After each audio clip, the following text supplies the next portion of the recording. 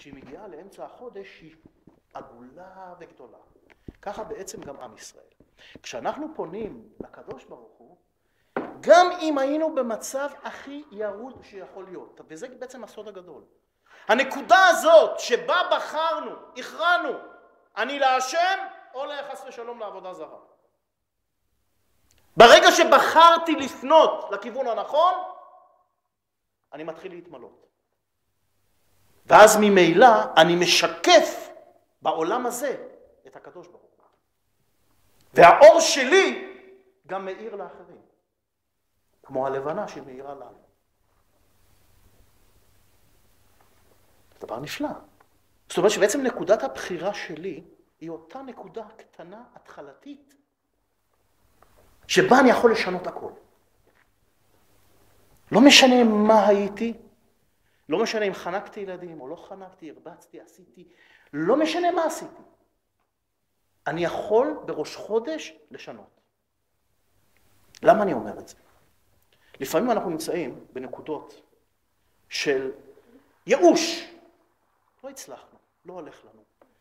זה לא הולך, זה לא הולך. לא יודע, מה יהיה הסוף? איך אנחנו נתגלגל הלאה? מה עם השידוך שלנו? מה עם הזה? אין לי זה, היה לי זה, עזבתי את ההוא, אני הלכתי עם זה. מה אני עושה? יש לנו ביהדות נקודות בחירה. נקודות התחדשות. זה הולך ביחד. אנחנו יכולים לבחור. אחת מהנקודות הגדולות האלה זה חודש ניסן. בחודש ניסן אנחנו יכולים לשנות את כל השנה שלנו. אנחנו יכולים לפנות לכיוון הנכון, להתחיל להתמלות. וכאן ישנה עוד נקודה. הלבנה, אחרי שהיא מתמלאת, מה קורה לה? אז רגע, אז אנחנו כמו הלבנה, אז מה יהיה? כל חודש נעלה ונרד. כל חודש נעלה ונרד, אוי ואבוי. אנחנו צריכים פסיכולוג צמוד. היום עם זה, מחר עם זה, זה לא מוצא חן בעיניי, זה כן מוצא חן בעיניי, מה יהיה? איך נבחר? איך נגיע להחלטה? מה נעשה? שאי אפשר להתחרט.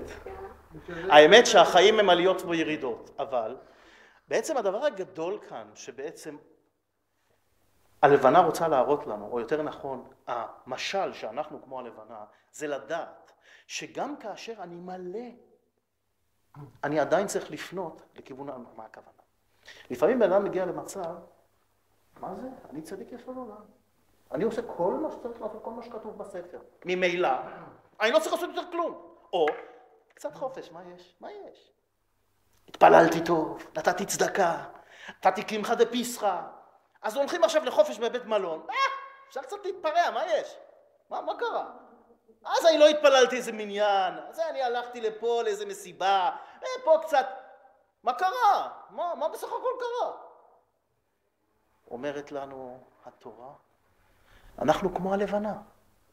אם אנחנו נפנה את המבט שלנו לכיוון השני, מה קורה? מתמעטים.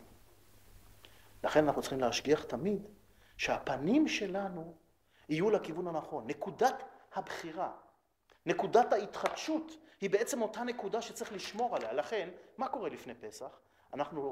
זה דבר מאוד מעניין החג הזה. למה? כל חג מתחיל ברגע שהוא מתחיל ונגמר ברגע שהוא נגמר. חג הפסח סיפור שלם. אי אפשר להתחיל את החג אם לא התכוננת לפני. מי שלא ינקה את הבית מחמץ, לא יכול לחגוג את פסח. לא רק זה. הכניסה של פסח מקריבים קורבן.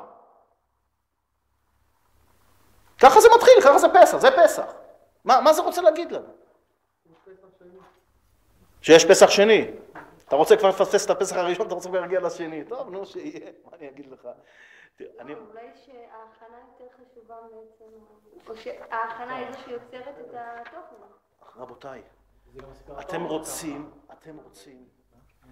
יש דעה כזאת שאומרת, אני מחפש, הבן זוג או הבת זוג שלי צריכים להיות מתאימים לי, נכון? צריכים להתאים, זה לא זוג נעליים. בן זוג, בת זוג זה לא זוג נעליים. זה משהו אחר לגמרי. מישהו אמר את זה ואני לא הסכמתי לו בכלל, אתם יודעים למה? כי אני חושב שזה דווקא כן נעליים. אתם יודעים למה זה נעליים? תראו, אם אני אוריד את הנעליים, ואני רוצה עכשיו ללכת עם זה לכאן ועם זה לכאן, יהיה לי קצת קשה ללכת, אתם יודעים? זה קצת יהיה מוזר. אני אלך עקום. זאת אומרת שבעצם, נישואים זה כן כמו נעליים. אתם יודעים למה זה כמו נעליים? אני אגיד לכם למה. אנחנו לא מחפשים את מי שדומה לנו. תשכחו מזה. אם אתם תמצאו את מי שדומה לכם פרפקט, מראש, חבל על הזמן שלכם. אתם מחפשים את מי שמשלים אתכם. נישואים זה השלמה.